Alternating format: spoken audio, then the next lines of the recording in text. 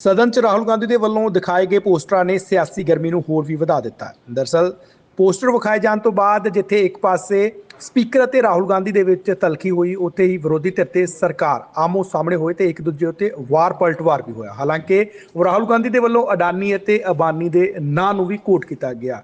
ਕਿਸ ਤਰੀਕੇ ਦੀ व्याख्या की गई है राहुल गांधी के वालों अडानी और अंबानी को लैके वो भी तुहाडे नाल सांझी कर दिंदे हैं। इसके बारे में मैंने सोचा, काफी सोचा और एक जवाब मैं प्रपोज करता हूं आज।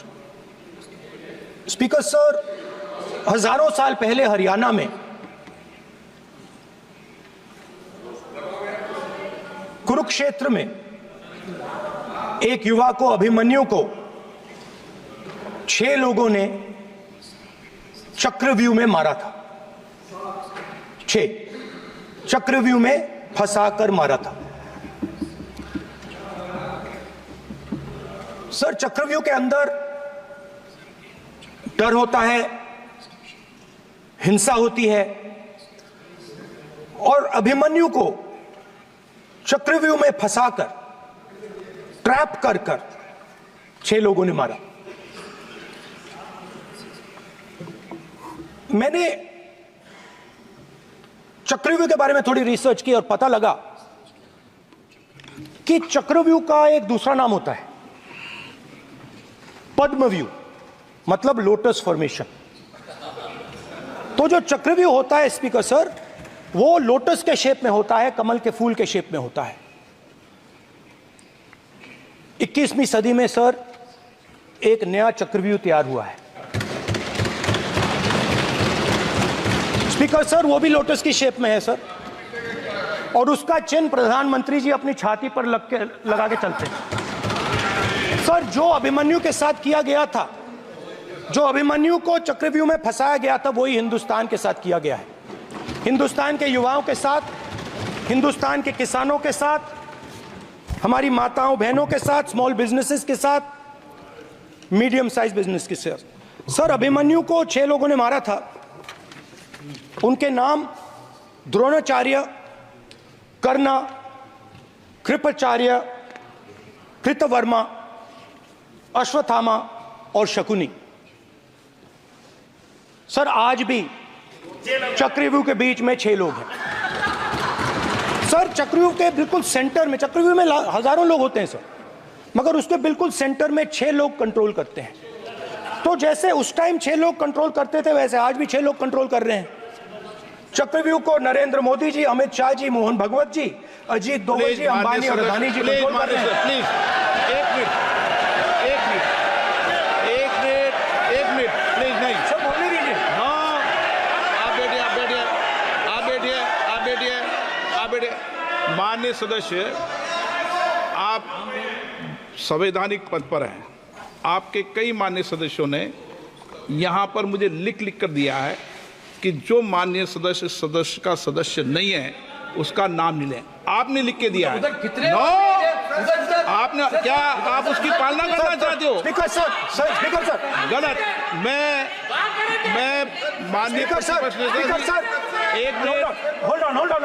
स्पीकर सर, अगर आप चाहते हैं तो मैं एक मिनट मैं प्रतिपक्ष के नेता से ये तो अपेक्षा करूंगा सही कि वो सदन की नियम मर्यादा को बने, ये अपेक्षा करता हूं। आप चाहे नहीं करें, पर मैं अपेक्षा करता हूं। नहीं सर, मैं, अगर आप चाहते हैं सर, मैं NSA का और अडानी और अंबानी का नाम इस लिस्ट से निकाल देता हूं। फिर माननीय सदस्य, आप अगर आप चाहते हैं सर। प्लीज, मैं नहीं चाहता। सदन के नियम प्रक्रियाओं से सदन चलता है। सर, अगर आप कहते हैं मैं निकाल देता हूं। नो मैं 3 नाम यूज करूंगा। नहीं माननीय सदस्य, नहीं कहा। और आप वीडियो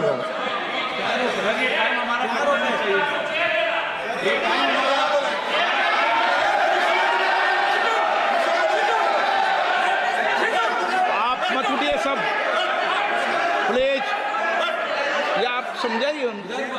हाँ,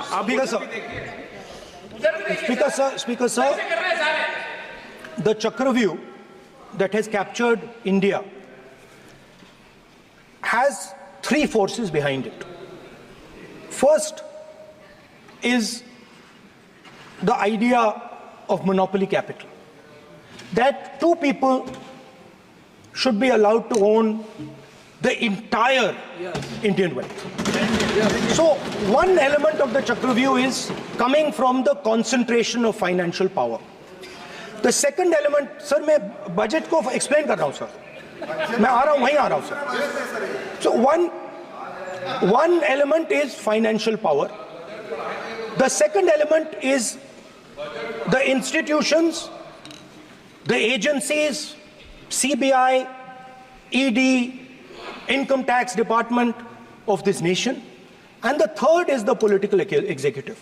Speaker sir, these three together are at the heart of the Chakravyuh, and they have devastated this country. Speaker sir, my expectation was that this budget would weaken the power of this Chakravyuh, that this budget would help the farmers of this country, would help the youth of this country, would help the laborers, the small businesses of this country. But what I have seen is that this budget, the sole aim of this budget, iski jo niyat hai, it is to strengthen this framework, the framework of big business, monopoly business, the framework of a political monopoly that destroys the democratic structure, and finally the framework of what one can call the deep state or the agencies. And the result of this has been the first पहला काम इस चक्रव्यूह ने क्या किया, जो हिंदुस्तान को रोजगार देते हैं, स्मॉल एंड मीडियम बिजनेसेस हैं, जो करोड़ों युवाओं को रोजगार देते थे, उन पर इस चक्रव्यूह ने आक्रमण किया. कैसे किया? नोटबंदी, जीएसटी और टैक्स टेररिज्म. आप लोग आतंकवाद की बात करते हो, पूरे देश में अगर कोई भी व्यक्ति छोटा बिजनेस चलाता है तो रात को उसको फोन कॉल आता है इनकम टैक्स डिपार्टमेंट से, जीएसटी से, और टैक्स टेररिज्म का वो शिकार बनता है. इस टैक्स टेररिज्म को रोकने के लिए बजट में आपने कुछ नहीं किया है. तो टैक्स टेररिज्म के कारण और ये जो आपकी नीतियां हैं, जो आपने कोविड के समय बड़े बिजनेसेस की मदद की और जो स्मॉल एंड मीडियम बिजनेसेस थे उनको खत्म किया, उसके कारण आज हिंदुस्तान के युवाओं को रोजगार नहीं मिल सकता है. बिल्कुल एक युवा को रोजगार नहीं मिल सकता है. अब फाइनेंस मिनिस्टर बैठी हैं, अब युवाओं के लिए आपने क्या किया? बजट में आपने इंटर्नशिप प्रोग्राम की बात करी, और यह शायद एक मजाक है, क्योंकि आपने कहा कि ये इंटर्नशिप प्रोग्राम सिर्फ हिंदुस्तान की 500 सबसे बड़ी कंपनियों में होगा, और 99% जो हमारे युवा हैं उनको इस इंटर्नशिप प्रोग्राम से कुछ लेना देना नहीं, कोई फायदा नहीं होने वाला है. तो आपने पहले टांग तोड़ दी और उसके ऊपर आप बैंडेड लगाने की कोशिश कर रहे हैं. मेन मुद्दा आज युवाओं का एग्जाम पेपर लीक है.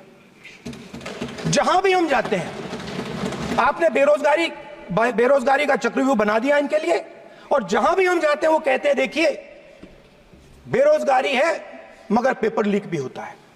तो आपने एक साइड पेपर लीक चक्रव्यूह, दूसरी साइड बेरोजगारी चक्रव्यूह. पेपर लीक मैं आपको बताता हूं 10 साल में 70 बार हुआ है. अगर आप जानना चाहते हैं 10 साल में 70 बार हुआ है.